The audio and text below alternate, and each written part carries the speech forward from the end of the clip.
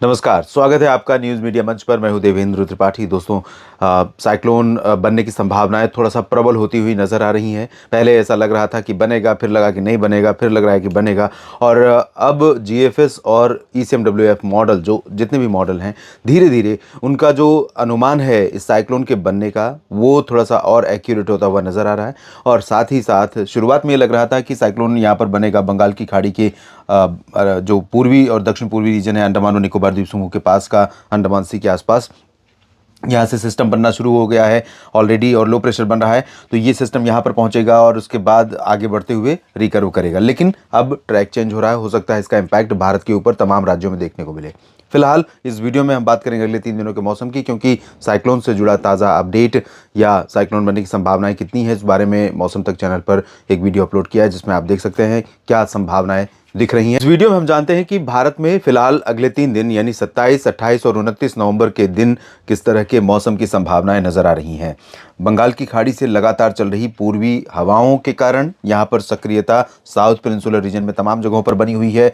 और खबरों में आपने देखा होगा, गुजरात, मध्य प्रदेश, महाराष्ट्र, इन भागों में कई जगहों पर व्यापक वर्षा हुई है। बारिश के साथ साथ ओले गिरे हैं और लाइटनिंग थंडरस्टॉर्म की घटनाएं हुई हैं। गुजरात में 20 लोगों के मारे जाने की खबर है, लाइटनिंग और मौसम से जुड़ी जो विपरीत स्थितियां पैदा हुई थी उसके चलते।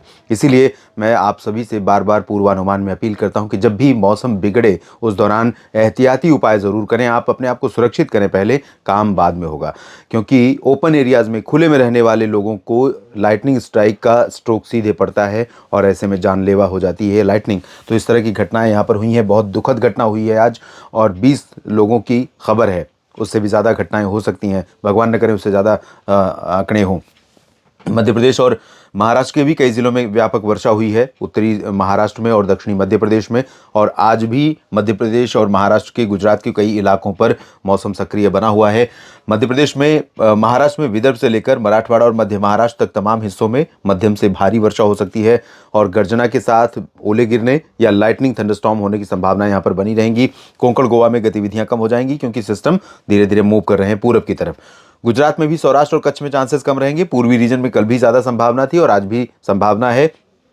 हालांकि कल की तुलना में आज यहां पर गतिविधियां कम होगी, लेकिन मेहसाना, पाटन, साबरकांठा, बनासकांठा, पालनपुर और गांधीनगर, वडोदरा, अहमदाबाद, इन सभी भागों में चांसेस रहेंगे लाइट टू मॉडरेट रेन के। इसके बाद जो मध्य प्रदेश का रीजन है, यहाँ पर आप देखिए तो मध्य प्रदेश के पश्चिमी भागों में, जहाँ पर लंबे समय से ड्राई वेदर बना हुआ था, खासतौर पर उत्तर पश्चिमी क्षेत्रों में, जिसमें ग्वालियर, गुना, शिवपुरी, श्योपुर, भिंड और नीमच, रतलाम, धार, ये वाला रीजन है, इन सभी भागों में आज चांसेस बारिश के हैं। और पूर्वी रीजन में भी कई जगहों पर वर्षा हो सकती है।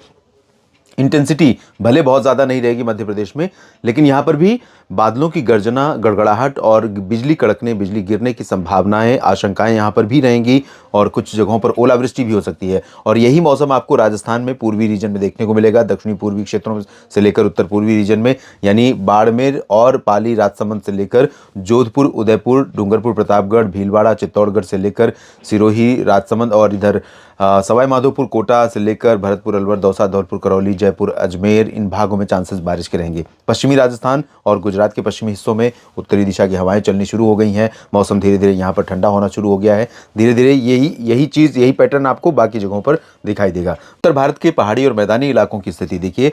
राजस्थान के सटे हुए जो हरियाणा के दक्षिणी क्षेत्र हैं और दिल्ली, एनसीआर समेत पंजाब में कुछ स्थानों पर आज बादल बने हुए हैं। कल भी बादल थे, लेकिन आज ज़्यादा बादल हैं और आज चांसेस भी बारिश के बने हुए हैं। हालांकि ज़्यादा प्रोबेबिलिटी नहीं है, लेकिन बारिश की संभावनाएं यहाँ पर हैं। पर्वतीय क्षेत्रों में, कश्मीर से उत्तराखंड के बीच में बर्फबारी हो सकती है। पर्वतीय इलाकों में, हायर रीचेस पर, निचले इलाकों में बारिश की उम्मीदें हैं और आशंका है कि उत्तरकाशी में, उत्तराखंड में भी बर्फ गिर सकती है या बारिश हो सकती है, जहां पर सिलक्यारा में सुरंग में फंसे जवान श्रमिकों को बचाने के लिए लगातार काम किया जा रहा है। तो यहाँ पर बचाव अभियान पर थोड़ा सा मौसम कुछ खलल डाल सकता है, ऐसी संभावना या आशंका नजर आ रही है।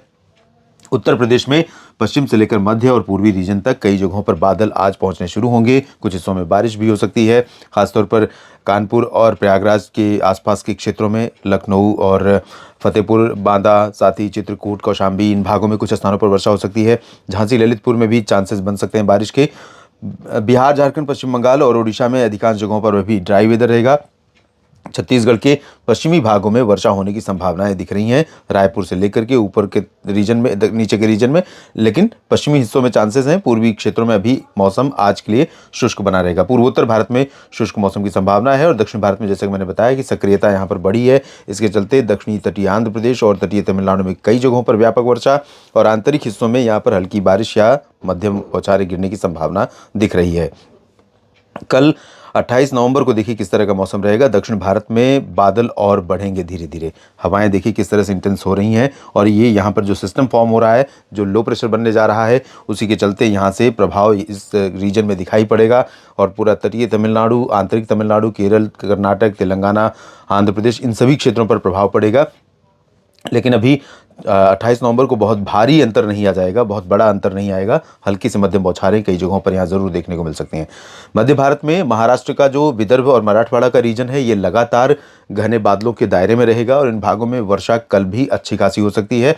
इसी तरह से पूर्वी और दक्षिण पूर्वी मध्य प्रदेश में यहाँ भोपाल और बैतूल, अशोकनगर और शाजापुर से लेकर देवास से लेकर पूर्वी रीजन में कटनी, शहडोल, अनूपपुर, डिंडोरी, मांडला, बालाघाट, होशंगाबाद, छिंदवाड़ा, बैतूल के बीच में भी वर्षा के आसार हैं और पूरा छत्तीसगढ़ प्रभावित होगा कल।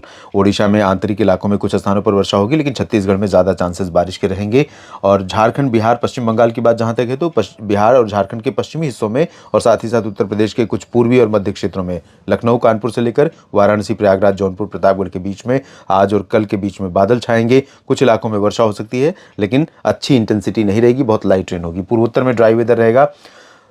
गुजरात में शुष्क मौसम हो जाएगा। राजस्थान में अधिकांश जगहों पर शुष्क मौसम हो जाएगा। थोड़ी बहुत वर्षा जरूर हो सकती है बीच में। पंजाब, हरियाणा, दिल्ली में शुष्क मौसम के बीच में पर्वतीय क्षेत्रों में कल भी, यानी 28 नवंबर को भी कुछ गतिविधियां बर्फबारी के रूप में देखने को मिल सकती हैं। मैदानी इलाकों में यहाँ पर जो हवाएं हैं अभी भी उत्तरी दिशा की बहुत ज़्यादा नहीं चलेंगी, सिर्फ राजस्थान और गुजरात पर प्रभाव इन उत्तरी ठंडी हवाओं का असर रहेगा। और 29 नवंबर को भी पर्वतीय क्षेत्रों पर गतिविधियां जारी रहेंगी और साथ ही साथ ये जो स्पेल है, इसके ठीक बाद एक नया WD 30 नवंबर को आएगा। तो कनेक्टिविटी कह सकते हैं कि मतलब जो स्रोत है नमी लेकर के आने वाली हवाओं का, जिस जगह से नमी वाली हवाएं पहुंच रही हैं, वो स्रोत डिस्कनेक्ट नहीं हो रहा है। तो ये निरंतरता बनी रहेगी। इस वजह से जो बादल बनने की प्रक्रिया है या बादलों के यहाँ बने रहने की संभावना है, वो लगातार इन 3 दिनों में ही नहीं, बल्कि दिसंबर की शुरुआत में भी यहाँ पर बादल काफ़ी बने रहेंगे। और कश्मीर से उत्तराखंड के बीच में, हिमाचल प्रदेश में भी कुछ कुछ जगहों पर रुक रुक करके वर्षा और कुछ जगहों पर बर्फ गिरने की संभावनाएं बनी रहेंगी। लद्दाख और गिलगित बाल्टिस्तान, मुजफ्फराबाद में भी इस तरह के चांसेस रहेंगे। और पंजाब, हरियाणा, दिल्ली, पश्चिमी उत्तर प्रदेश या उत्तर प्रदेश के मध्य भागों में, दक्षिणी हिस्सों में कई जगहों पर वर्षा की संभावना रहेगी। इंटेंसिटी वाइज अगर देखें तो बहुत लाइट रेन या मामूली वर्षा होगी, बूंदाबांदी होगी। राजस्थान, गुजरात में शुष्क मौसम हो जाएगा, लेकिन मध्य प्रदेश और महाराष्ट्र में 29 नवंबर को भी संभावना रहेगी।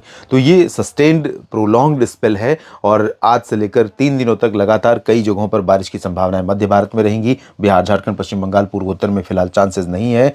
दक्षिण भारत में बारिश बढ़ रही है। सिस्टम के प्रभाव से ये सिस्टम कहाँ जाएगा, कितना इंटेंस होगा, इस पर डिपेंड करेगा।